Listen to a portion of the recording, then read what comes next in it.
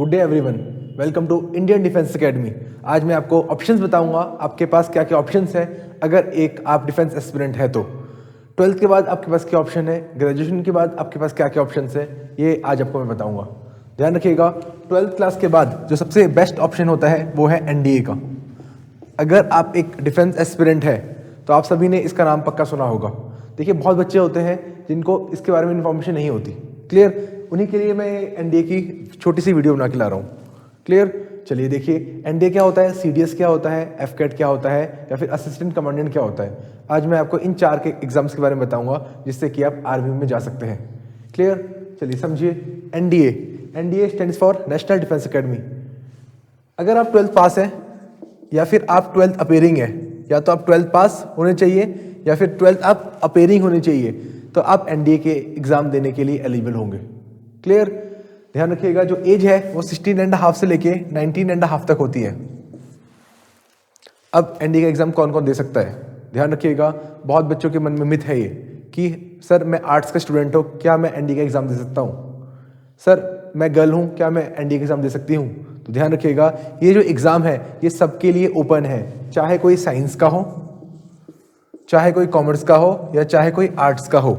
इसके अलावा चाहे कोई बॉय हो या गर्ल हो, ये एग्ज़ाम हर किसी के लिए ओपन है। अभी तक ये जो एग्ज़ाम था ये गर्ल्स के लिए ओपन नहीं था, बट ध्यान रखिएगा लास्ट ईयर से ये जो एग्ज़ाम है वो गर्ल्स के लिए भी ओपन हो गया है। तो एनडीए का एग्ज़ाम कोई भी दे सकता है जो कि 12th अपेयरिंग है या 12th पास है। देखिए, अब मान लीजिए कि आप आर्ट्स स्टूडेंट हैं, आप सोचेंगे सर इसमें साइंस आती है, इसमें मैथ्स आती है, हम कैसे करेंगे? ध्यान रखिएगा, बहुत बच्चे ऐसे होते हैं जो आर्ट्स स्टूडेंट है या फिर मेडिकल स्टूडेंट है, वो बच्चे भी इस एग्ज़ाम को देते हैं एंड क्वालिफाई करते हैं। आपको करना क्या है, एनडीए का एग्जाम देने के लिए आपको 3 चीज़ें अच्छे से आनी चाहिए। कौन कौन सी 3 चीज़ें हैं वो देखिए। इसका जो रिटन एग्जाम होगा, अगर पैटर्न बताऊं मैं, रिटन एग्जाम जो होगा इसका वो आपका होगा 900 नंबर का। 900 में से ध्यान रखिएगा, जो डिवीजन करूंगा, 2 पेपर होते हैं, पेपर 1 और पेपर 2। जो पेपर 1 है आपका, उसमें आपकी सिर्फ मैथ्स आएगी, और ये जो होगा वो 300 नंबर का होगा। इसके अलावा जो सेकंड एग्जाम होता है उसको बोलते हैं जीएटी, जनरल एप्टीट्यूड टेस्ट, और ध्यान रखिएगा ये आपका होगा टोटल 600 नंबर का। अगर फिर 600 का मैं डिवीजन करूं तो जीएटी आपकी 2 चीज़ें आएंगी, एक इंग्लिश एंड दूसरी आपकी GS. GS stands for general studies. अब इंग्लिश जो आएगी वो 200 नंबर की आएगी एंड जीएस जो आएगी वो 400 नंबर की आएगी। सबसे पहले तो आपको ये पता होना चाहिए कि इस एग्जाम में क्या क्या आएगा। सबसे पहला आपका काम क्या है, सिलेबस पता करना। अब आप खुद सोचिए, आपको सिलेबस ही नहीं पता, आपने फॉर्म भर दिया, आप एग्जाम देने चले गए, उसका कोई फायदा नहीं है। तो सबसे पहला काम क्या है, आपको सिलेबस पता होना चाहिए। तो एनडीए में ध्यान रखिएगा 300 नंबर की जीएस, 200 नंबर की इंग्लिश और 400 नंबर की आपकी आएगी जीएस। अब जीएस की बात करूं, ध्यान रखिएगा, GS it is a combination of social science and general science. General science means physics, chemistry and biology. तो इसमें क्या क्या आएगा आपका, फिजिक्स, केमिस्ट्री, बायोलॉजी। इसके अलावा आपकी क्या, social science subject. Social science मतलब हिस्ट्री, ज्योग्राफी एंड पॉलिटी।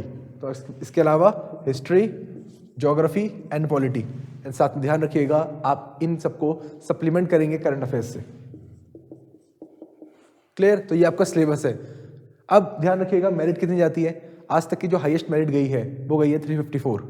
जो मेरिट जाती है वो जाती है 35% से लेके 40% के बीच में, इससे ना ऊपर ना नीचे। तो देखिए, किसी भी एग्जाम में 100 में से 40 लाना मुझे नहीं लगता आपके लिए बड़ी बात है, अगर आपने तैयारी अच्छे से करी है तो। करना क्या है, सब्जेक्ट अपने देखने हैं, मैथ्स आ रही है, क्या सिलेबस है, कैसे मैं इसको कंप्लीट कर सकता हूँ। इसमें जो मैथ्स आएगी वो आएगी आपकी 11th एंड 12th की, इसको आपको ध्यान रखना है। क्लियर? तो एनडीए का ये आपका पैटर्न है। करना क्या है, सबसे पहले सिलेबस कंप्लीट करना है। साल में 2 बार एग्जाम होंगे आपके, एक बार आपका होगा अप्रैल में और दूसरी बार आपका होगा सितंबर अक्टूबर में। क्लियर? तो अगर आप 12th पास है या फिर 12th अपेयरिंग है तो सबसे अच्छा आपके पास जो ऑप्शन है वो है एनडीए का। मैं यहाँ पे सिर्फ कमीशन जॉब बता रहा हूँ। कमीशन जॉब मतलब कैसे आप ऑफिसर बन सकते हो। क्लियर? एक आपके पास और ऑप्शन है, आपका सुना होगा आपने air force X and Y group. Clear? But वो क्या है आपका, X group technical, Y group non technical, but आप उससे ऑफिसर नहीं बनोगे, उससे आप बनते हैं एयरमैन। मैं यहाँ पे सिर्फ बता रहा हूँ आपको ऑफिसर लेवल की बात। सेकंड, ध्यान रखिएगा, जो एग्जाम होता है सीडीएस, एफकेट एंड असिस्टेंट कमांडेंट, इसके लिए क्या चाहिए, इसके लिए आपको चाहिए ग्रेजुएशन। क्लियर? ग्रेजुएशन आपको रिक्वायर्ड है इन 3 एग्जाम्स के लिए। और ध्यान रखिएगा अगर मान लीजिए कि कोई बच्चा है जिसने एनडीए की तैयारी करी है, वो बच्चा बहुत इजीली आगे जाके सीडीएस का एग्जाम दे सकता है। देखिए क्यों, एनडीए में देखिए क्या पढ़ा उसने, मैथ्स, इंग्लिश एंड जीएस। अगर मैं बात करूं सीडीएस के एग्जाम की तो यही 3 चीजें आपकी आएगी, बट कब आएगी, ये आपकी आएगी ग्रेजुएशन के बाद। देखिए चलिए, जो अगला एग्जाम है वो है आपका सीडीएस का। CDS stands for combined defence services. ध्यान रखिएगा, पहली बात तो आपको एक क्लैरिटी होनी चाहिए कि सीडीएस क्या होता है। बहुत बच्चों को पता ही नहीं होता। कोई बोलता है सर मैं ओटी की तैयारी कर रहा हूँ, मैं आईएमए की तैयारी कर रहा हूँ। देखिए, C for combined defence services. Combined मतलब 4 चीज़ें हैं आपकी। एक है इंडियन मिलिट्री एकेडमी आईएमए, एक है ओटीए ऑफिसर्स ट्रेनिंग एकेडमी, एक है आपकी एनए नेवल एकेडमी, और एक है आपकी एएफए एयरफोर्स एकेडमी। ध्यान रखिएगा, इन चारों का एक एग्जाम होता है जिसका नाम है सीडीएस। क्लियर, इसको आपको ध्यान रखना है। इन चारों का एग्जाम कॉमन है जिसका नाम क्या है, सीडीएस। किसका, आईएमए का, ओटीए का, NA stands for naval academy and AFA stands for air force academy. इन दोनों के लिए आपको चाहिए बीटेक। तो जिसकी बीटेक है सिर्फ वही बच्चा naval academy and air force academy के लिए एलिजिबल है। अब आईएमए एंड ओटीए के लिए ध्यान रखिएगा, इवन जो बॉयज होते हैं वो आईएमए भी दे सकते हैं एंड ओटीए भी दे सकते हैं। गर्ल्स जो देंगी सिर्फ आपकी क्या देंगी, ओटीए देंगी। इसको आपको ध्यान रखना है। तो गर्ल्स सिर्फ और सिर्फ ओटीए के लिए एलिजिबल है। क्लियर, चलिए आगे अगर बात करूं मैं, साल में फिर 2 बार एग्जाम होगा जैसे एनडीए का हुआ था, बट यहाँ पे कंडीशन क्या है, यहाँ पे आपकी क्या होनी चाहिए, ग्रेजुएशन होनी चाहिए। और ग्रेजुएशन किसी भी सब्जेक्ट में चलेगी। इट मीन्स आप साइंस के हैं, आर्ट्स के हैं, कॉमर्स के हैं, उससे फर्क नहीं पड़ेगा। आपकी ग्रेजुएशन किसी भी सब्जेक्ट में है, आप इस एग्जाम को देने के लिए एलिजिबल है।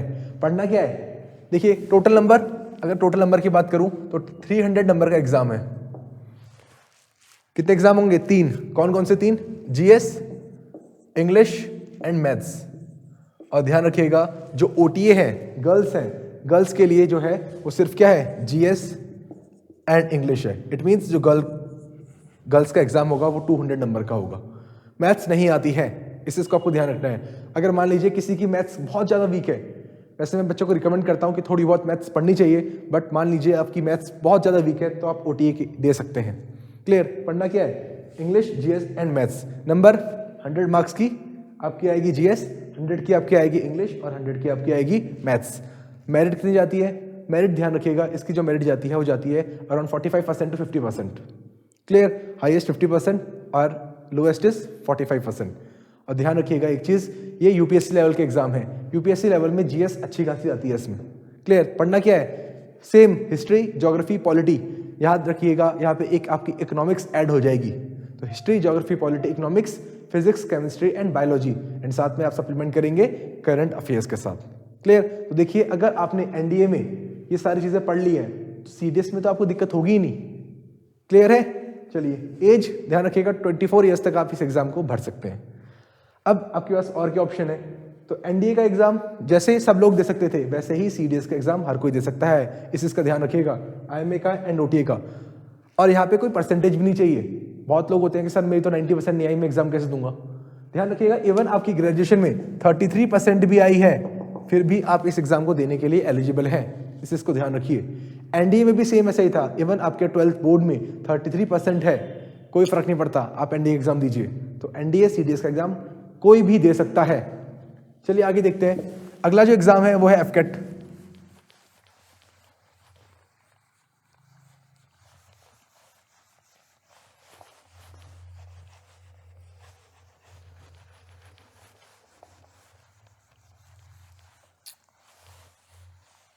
अगला जो एग्जाम है आपका वो है एफकेट। ध्यान रखिएगा, एयरफोर्स के लिए एग्जाम होता है, पायलट के लिए भी होता है, ग्राउंड ड्यूटी के लिए भी होता है। बट इसमें एक रिक्वायरमेंट है कि आपकी ग्रेजुएशन में 60% आनी चाहिए। आपकी ग्रेड में 60% आनी चाहिए, तभी आप इस एग्जाम को देने के लिए क्वालिफाई है। अदरवाइज आप क्या दीजिए, सीडीएस दीजिए, या फिर एक एग्जाम अभी आपको और बताऊंगा, सीएपीएफ एसी। फिर बात करूं total number 300, total number 300। Clear, 100 questions total आएंगे, total 100 questions. It means 3 number का आपका एक क्वेश्चन होगा। सिलेबस क्या है फिर सेम, मतलब इंग्लिश, मैथ्स, जीएस और मैथ्स कैसी अप टू 10th लेवल की, सीडीएस में भी अप टू 10th लेवल की, 11th 12th की मैथ्स नहीं आएगी यहाँ पे। और साथ में क्या आपका एक चीज़ और ऐड हो जाएगी, रीजनिंग, एक चीज़ आपकी और ऐड हो जाएगी, रीजनिंग। तो ध्यान रखिएगा इंग्लिश, मैथ्स, जीएस के साथ आपकी रीजनिंग और ऐड हो जाएगी यहाँ पे। तो ये 4 चीज़ें आपकी एग्जाम में आने वाली है जो आपका एफकेट एग्जाम में। लास्ट पेपर की बात कर ली जाए, अभी मैं आपको बस बता रहा हूँ कि आपके पास क्या क्या ऑप्शंस है, कैसे आप आर्मी में जा सकते हैं, एयरफोर्स में जा सकते हैं। चलिए लास्ट जो ऑप्शन है आपके पास, मान लीजिए जो लास्ट ऑप्शन क्या है आपके पास, CAPF-AC। डिफरेंस सिर्फ यही है, उन सब में एसएसबी होती है, एनडीए हो गया, सीडीएस हो गया और साथ में आपका हो गया एफकेट, इन सभी में आपकी क्या होगी, एसएसबी होगी। एयरफोर्स की बात करूँ तो वहाँ पे क्या होगी, AFSB होगी, एयरफोर्स सिलेक्शन बोर्ड। यहाँ पे ध्यान रखिएगा, यहाँ पे एसएसबी नहीं है, यहाँ पे सिर्फ आपका इंटरव्यू है। मान लीजिए कि बहुत बच्चे ऐसे होते हैं, एनडीए का एग्जाम निकाला, एसएसबी में बाहर, सीडीएस का एग्जाम निकाला, एसएसबी में बाहर, CAPF का एग्जाम निकाला, इंटरव्यू दिया, क्लियरली अंदर। बहुत केसेस होते हैं। CAPF stands for central arm police force assistant commandant. ध्यान रखिएगा असिस्टेंट कमांडेंट के लिए ये है, आपने देखा होगा ITBP, CISF, इन सब में क्या बनते हैं, आप AC बनते हैं और ये बहुत अच्छी रेप्यूटेड जॉब है।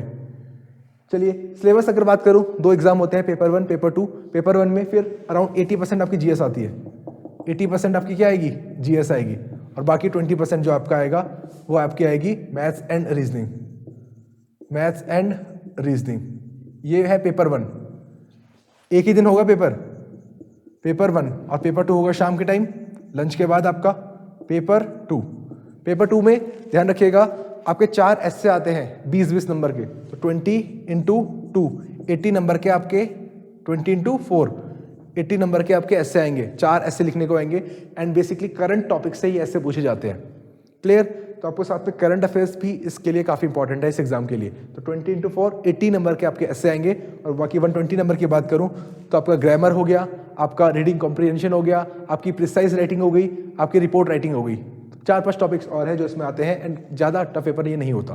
तो आपको पेपर 2 की तैयारी भी साथ साथ करनी है अगर इस एग्जाम को आप क्वालिफाई करना चाहते हैं तो। पर सबसे पहला काम यह है कि अपने सिलेबस कंप्लीट कीजिए। एक बार आपने अपना सिलेबस कंप्लीट कर लिया तो देखिए आपका कोई भी एग्जाम काफ़ी इजीली क्लियर हो जाएगा। चलिए thank you so much, all the best for your examination.